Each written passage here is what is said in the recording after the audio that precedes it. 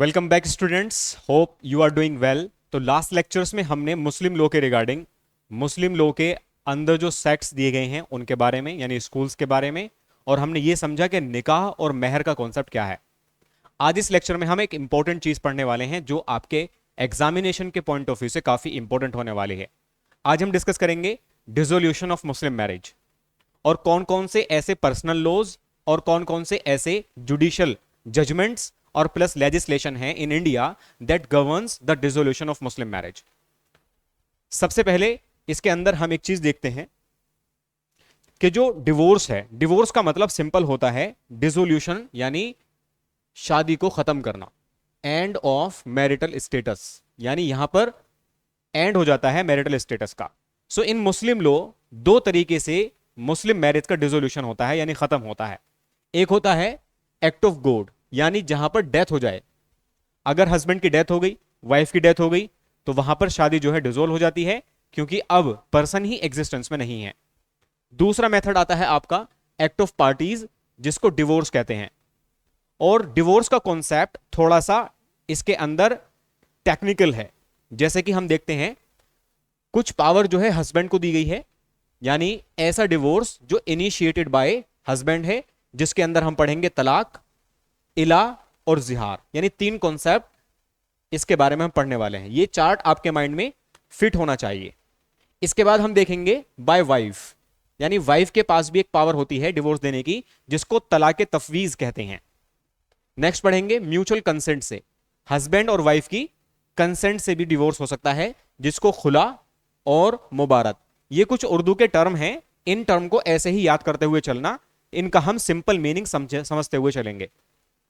And the last judicial intervention, यानी judiciary के through भी डिवोर्स किया जा सकता है, जैसे लियान, फॉल्स चार्ज ऑफ एडल्ट्री, या फिर फर्स्ट जो कि 1939 एक्ट के अंदर दिया गया है, जिसका नाम है dissolution of Muslim marriage act 1939। उसके अंदर ग्राउंड्स दिए गए हैं मुस्लिम विमेन को to file a divorce petition.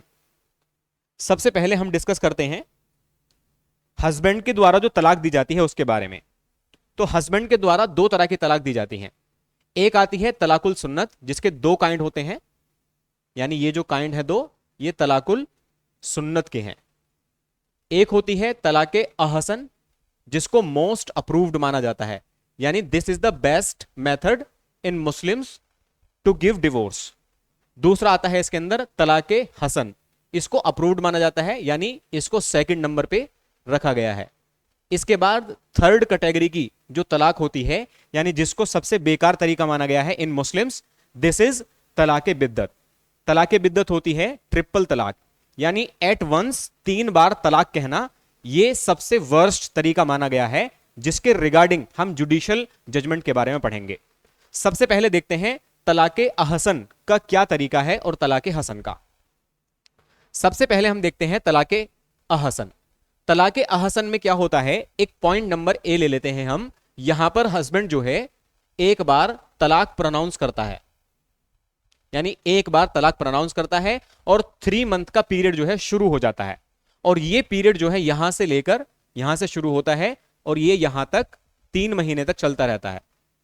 अब ये जो टाइम है 3 महीने का, इस दौरान विमेन को इद्दत ऑब्जर्व करनी पड़ेगी, यानी वेटिंग पीरियड।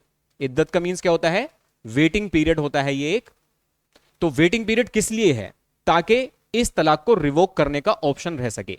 यानी तलाक अहसन में एक इंपॉर्टेंट चीज देखने के लिए यह मिली कि यहां पर हस्बैंड ने तलाक प्रोनाउंस करी और now he will wait for 3 months. अब ये जो 3 मंथ का पीरियड है, इस पीरियड के अंदर किसी भी पॉइंट ऑफ टाइम पर यह तलाक को रिवोक कर सकता है। लेकिन जैसे ही 3 मंथ कंप्लीट होंगे, अब यहां पर जो है इसको रिवोक नहीं कर सकते। तो पॉइंट सी पर आते आते एंड ऑफ इद्दत पे divorce become final and irrevocable. So ये था सबसे बेस्ट तरीका in Muslim law to pronounce a तलाक। एक बार तलाक देंगे, 3 महीने तक वेट करेंगे। इसके अंदर अगर माइंड में पछतावा आता है या वो रिकंसाइल करना चाहते हैं, तो वो अपना समझौता करके वापस से अपनी शादी को रोक सकते हैं। जिसे कहते हैं तलाके अहसन। दूसरी आती है तलाके हसन, यानी जो सेकंड कैटेगरी की तलाक है। इसमें क्या होता है, पॉइंट ए पर एक प्रोनाउंसमेंट होता है और ये 1 मंथ के लिए होता है। तुहुर पीरियड का मतलब होता है 1 मंथ। तो तुहुर एक उर्दू वर्ड है। तुहुर का मतलब होता है जब विमेन अपनी एक प्योरिटी की स्टेट में होती है, उसको कहते हैं तुहुर पीरियड, यानी 1 मंथ मान के चलिए आप, यानी मून साइकिल। एक बार तलाक देते हैं, अब ये जो टाइम फ्रेम है, इस टाइम में इनके पास टाइम है कि ये इसको रिवोक कर लें। फिर सेकंड प्रोनाउंसमेंट होता है, सेकंड प्रोनाउंसमेंट के बाद भी इनके पास होता है टाइम कि ये इसको वापस कर लें। लेकिन थर्ड बार प्रोनाउंस करने के बाद अब इनके पास रिवोक करने की पावर नहीं होती, यानी सिर्फ यहां तक इनके पास टाइम है कि ये तलाक को रिवोक कर लें। अदरवाइज तलाक जो है फाइनल हो जाएगी 3rd मंथ में। यानी यहां पर देखा आपने टोटल 3 साइकिल्स मिले हैं वापस लेने के लिए, और यहां पर 2 साइकिल मिले हैं वापस लेने के लिए। सो ये तलाके अहसन और तलाके हसन हुई। इसके बाद आती है नेक्स्ट आपकी तलाकुल बिद्दत। तलाकुल बिद्दत अभी डिस्कस करते हैं। सबसे पहले देखते हैं डिसोल्यूशन इनिशिएटेड बाय वाइफ, यानी म्यूचुअल कंसेंट। तो इसमें देखते हैं सबसे पहले खुला और एक मुबारत। खुला क्या होता है? खुला इनिशिएटेड बाय होता है वाइफ, यानी खुला का मतलब क्या है कि वो अपने उस बंधन को, उस बॉन्ड को जो है ओपन करना चाह रहे हैं, खोलना चाह रहे हैं। तो ये वाइफ के द्वारा इनिशिएट होती है और ये हस्बैंड से एक्सेप्टेंस लेती है। इन केस अगर हस्बैंड एक्सेप्टेंस नहीं देते, इन केस अगर हस्बैंड एक्सेप्टेंस नहीं देते हैं, तो यहां पर वाइफ जो है कोर्ट का भी सहारा ले सकती है। इस खुला के अंदर वाइफ जो है रिटर्न करती है मेहर को और कंसिडरेशन, और इसके अंदर स्पेसिफिक ग्राउंड्स हो सकते हैं, जैसे हस्बैंड क्रुएलिटी करता है या इनकंपैटिबिलिटी है, तो इन ग्राउंड्स पे वाइफ जो है इनिशिएट कर सकती है डिवोर्स को। तो इसको कहते हैं हम खुला। नेक्स्ट डिसोल्यूशन का तरीका है मुबारत। यहां पर दोनों म्यूचुअली करते हैं, हस्बैंड और वाइफ, या तो हस्बैंड शुरू कर दे या वाइफ कर दे, आइदर पार्टी, यानी म्यूचुअल। इसको म्यूचुअल डिवोर्स भी हम कह सकते हैं। तो इसमें क्या होता है? इनहेरेंट म्यूचुअल एग्रीमेंट होता है, तो इसके अंदर कंसेंट की जरूरत नहीं होती क्योंकि दोनों ही इनिशिएट कर रहे हैं, और इसके अंदर कोई भी स्ट्रिक्ट रिक्वायरमेंट नहीं है। जो भी टर्म वो एग्री करेंगे आपस में, उसके रिगार्डिंग ही कंसिडरेशन जो है दी जाएगी। ग्राउंड क्या है? म्यूचुअल एवर्सन, यानी वो एक साथ नहीं रह पा रहे हैं, तो वो आपस में डिसाइड करते हैं कि हम दोनों अलग हो जाते हैं। इसको हम कहते हैं मुबारक। एक होती है तलाक, जो कि वाइफ के द्वारा दी जाती है, तो उसको हम कहते हैं तलाक के तफवीज। इन इंग्लिश वी से डेलीगेटेड तलाक। Few people thinks के in Muslim law there is no power of a wife to pronounce the तलाक, लेकिन इनके पास तलाक के तफवीज की पावर होती है कि ये भी कर सकते हैं, जिसको कहते हैं डेलीगेटेड डिवोर्स। ये एक पावर होती है। ये कब होता है? जब निकाह होता है, तो उसी टाइम पर वो एक एग्रीमेंट करते हैं। वाइफ कहती है कि अगर तुम दूसरी शादी करते हो, या मेरा ख्याल नहीं रखते हो, या फिर क्रुएलिटी करते हो, या कोई भी, वो अपनी एक वैलिड शर्त उसके अंदर डाल देती है। तो इस सिचुएशन में पावर ट्रांसफर हो जाती है हस्बैंड की वाइफ को। अब वाइफ अपने आप को खुद डिवोर्स दे सकती है। इसके बाद एक और इंपॉर्टेंट चीज आती है आपकी, जो कि एक जुडिशियल डिवोर्स है, और उसके लिए लॉ बना हुआ है the dissolution of Muslim marriage act 1939। 1939 का ये आपका लॉ है। इस लॉ के अंदर विमेन के पास एक पिटीशन फाइल करने की पावर होती है कि वो on the ground of neglect और डिजर्शन, यानी हस्बैंड ने जो है छोड़ दिया है, लापरवाही करता है उसको रख रखाव में, तो इस ग्राउंड पर, या फिर क्रूएलिटी के ग्राउंड पर, physical, mental, abusive, immoral life, या कोई भी किसी भी तरह की जो है क्रूएलिटी करता है, या हेल्थ और इंपोर्टेंसी ऐसी हो गई है जो ठीक नहीं हो सकती, इस ग्राउंड पर भी डिवोर्स ले सकती हैं। और इम्प्रिजनमेंट, रेप्यूडिएशन, यानी 7 साल से ज्यादा की जो है उसको सजा सुना दी गई है, तो इस केसेस में जो है एक मुस्लिम वुमेन डिवोर्स के लिए पिटीशन फाइल कर सकती है इन कोर्ट। इसको कहते हैं हम जुडिशियल डिवोर्स, यानी फस्ख के नाम से। अब इसी लॉ के अंदर एक चीज और देखनी है आपको कि जब डिवोर्स होता है, तो डिवोर्स के बाद जो है विमेन को इद्दत जो है ऑब्जर्व करनी पड़ती है। इद्दत क्या होता है? इद्दत एक टाइम पीरियड होता है जिसका मीन्स होता है कि उसके पास पैटर्निटी को चेक करने के लिए, फर्स्ट पॉइंट, और दूसरा पॉइंट प्रोवाइडिंग रिकंसिलिएशन विंडो। क्योंकि अगर डिवोर्स दे दिया, मान लीजिए तलाके अहसन हो गया या फिर तलाके हसन हो गया, तो उसके अंदर वेटिंग पीरियड होना चाहिए, क्योंकि वहां पर 2 मंथ और 3 मंथ का पीरियड होता है। तो इस पर्पस के लिए डिवोर्स के बाद इद्दत को रखा गया है प्रोविजन। ड्यूरेशन क्या होती है? डिवोर्स में 3 मेंस्ट्रुअल साइकिल होती है, यानी यहां पर देख लीजिए आप, डिवोर्स के लिए 3 मंथ का पीरियड होता है, और अगर डेथ होती है तो डेथ के अंदर जो है पीरियड होता है 4 मंथ 10 डेज। और ये चीज किस लिए होती है? पैटर्निटी को एश्योर करने के लिए कि वुमेन जो है प्रेग्नेंट है या नहीं है, और रिकंसिलिएशन विंडो को ओपन रखने के लिए। तो इद्दत के दौरान जो है रीमैरिज जो है स्ट्रिक्टली प्रोहिबिटेड है। तो ये हो गया इद्दत, और इद्दत का टाइम पीरियड भी आप याद रखना। इसके बाद होती है मेहर, जिसको हम ऑलरेडी पढ़ चुके हैं कि दो तरह की होती है, एक प्रॉम्प्ट होती है, डिफर्ड होती है। इनके पास राइट होता है मेहर को रिटेन करने का जब तक कि रिकवरी ना हो जाए।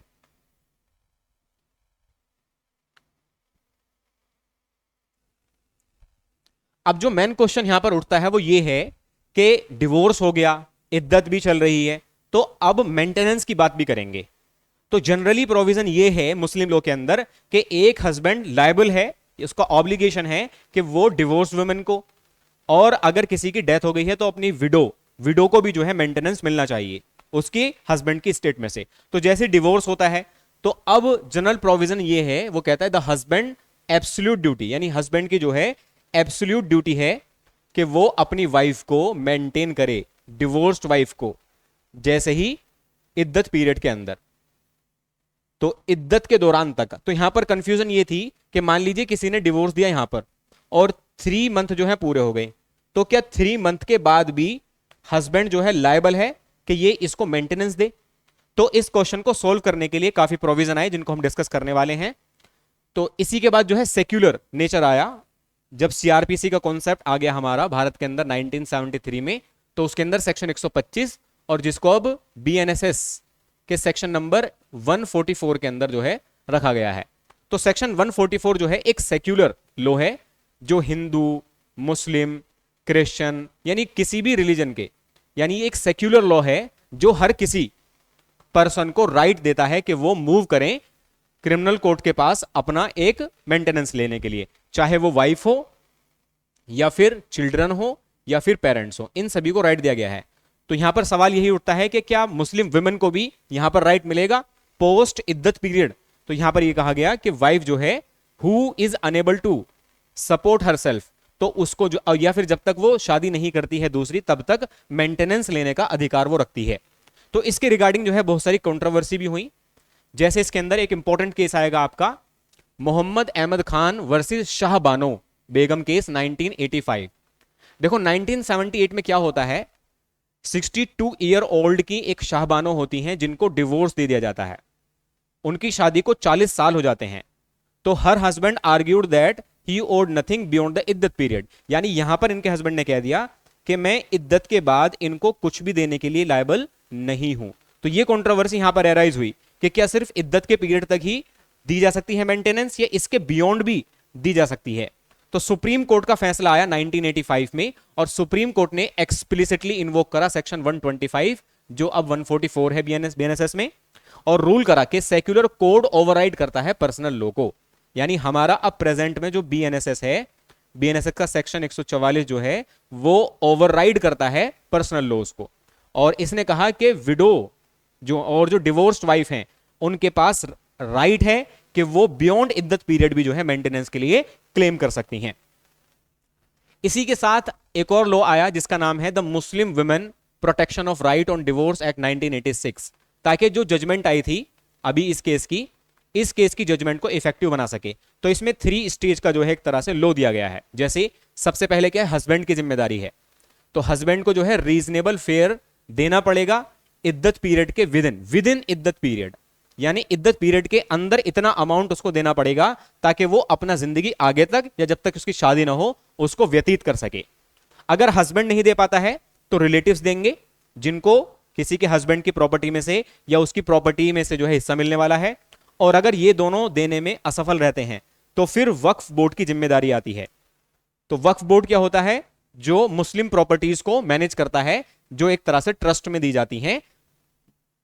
तो यहां पर बोर्ड की भी जिम्मेदारी बनती है। तो एक वुमेन के पास 3 स्टेप्स हैं, हस्बैंड से क्लेम कर सकती है, in case he is unable to pay then वो रिलेटिव से कर सकती है, और ये भी नहीं कर सकती तो यहां पर कर सकती हैं। अब इस लॉ के आने के बाद क्वेश्चन ये अराइज हुआ, क्योंकि इसने तो एक्सप्रेसली लिख दिया कि विद इन द इद्दत पीरियड हस्बैंड की लायबिलिटी है कि वो मेंटेनेंस पे करे, तो फिर क्वेश्चन आगे भी अराइज हुआ। फिर उस क्वेश्चन को भी सुप्रीम कोर्ट ने क्लैरिफाई कर दिया कि एक वुमेन जो है बियॉन्ड इद्दत पीरियड भी मेंटेनेंस को क्लेम कर सकती है अगर उसको इतना अमाउंट नहीं मिला है जितना उसको मिलना चाहिए था, ताकि वो अपनी आगे की जिंदगी को आसानी से गुजार सके।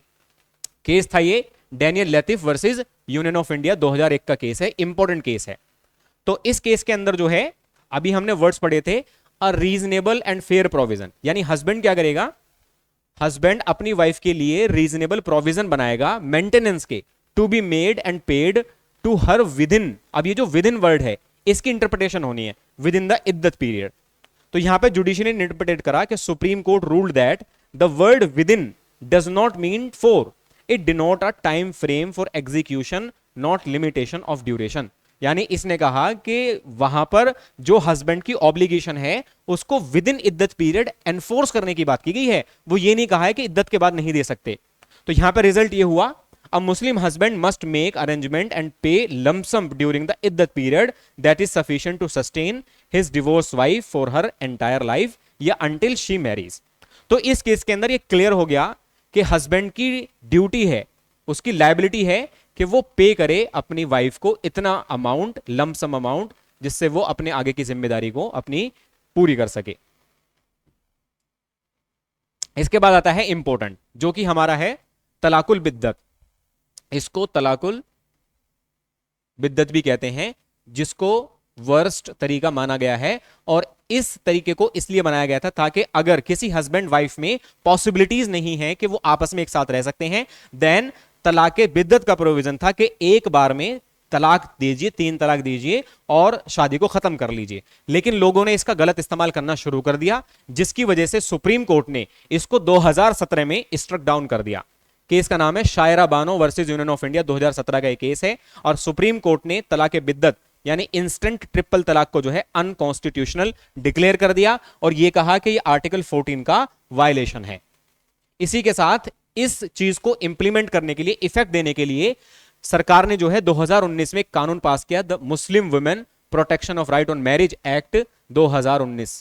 ये जो है लॉ आया और इस लॉ ने क्या करा, 2019 इस लॉ ने प्रोविजन करा, सबसे पहले तो जो इंस्टेंट ट्रिपल तलाक है उसको वॉइड और इलीगल बना दिया, और प्लस अगर कोई ऐसा करता है तो 3 साल तक की पनिशमेंट का प्रोविजन इसके अंदर रखा गया एंड प्रोटेक्शन दी गई।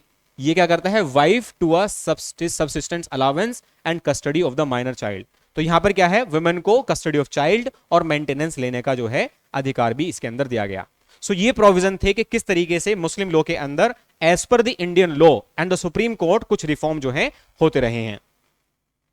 इसके बाद आप देखते हैं कि जो 40 साल का जो लूप था उसको खत्म करने के लिए एक और केस आया, Mohammad Abdul Samad versus state of Telangana, 2024 का ये केस है। क्वेश्चन इसके अंदर ये आया कि जो 1986 का लॉ है जो मुस्लिम वुमेन को प्रोटेक्शन देता है उसके राइट्स की, क्या वो एस्टिंग्विश करता है 125 को, यानी वो ये कहना चाहता है कि 125 के जो प्रोविजन है वो मुस्लिम वुमेन के लिए खुले हुए हैं या नहीं। इसके ऊपर क्वेश्चन उठा, क्या मुस्लिम वुमेन 125 के अंदर मुकदमा दर्ज कर सकती है मेंटेनेंस के लिए। तो फाइनल वर्ड सुप्रीम कोर्ट ने कहा, सुप्रीम कोर्ट अनइक्विकली आंसर्ड नो, यानी सुप्रीम कोर्ट ने कहा कि ऐसा नहीं है, वो 125 को भी जो है इफेक्चुएट कर सकती है। यानी हमारा जो 1986 का लॉ है उसके अंदर ये लिखा हुआ है कि जुडिशरी को अप्रोच कर सकते हैं, और अगर हस्बैंड और वाइफ लिखित रूप में एफिडेविट से ये देते हैं कि हम सेक्शन 125 से गवर्न होना चाहते हैं, तो मजिस्ट्रेट उस एप्लीकेशन को जो है 125 के हिसाब से सुनेगा। सो ये था आपका dissolution of Muslim marriage act कि किस तरीके से इसके काइंड्स होते हैं और कैसे कंट्रोवर्सी चली। और now at present a Muslim women has right to divorce and take judicial support to pronounce divorce, and इसी के साथ जो है मेंटेनेंस लेने का भी वो हक रखती है, even in present law that is BNSS, भारतीय नागरिक सुरक्षा संहिता 2023। तो इसके अंदर अगर कोई चीज समझ में ना आई हो तो डाउट सेशन में डाल देना। आज के लिए इतना ही।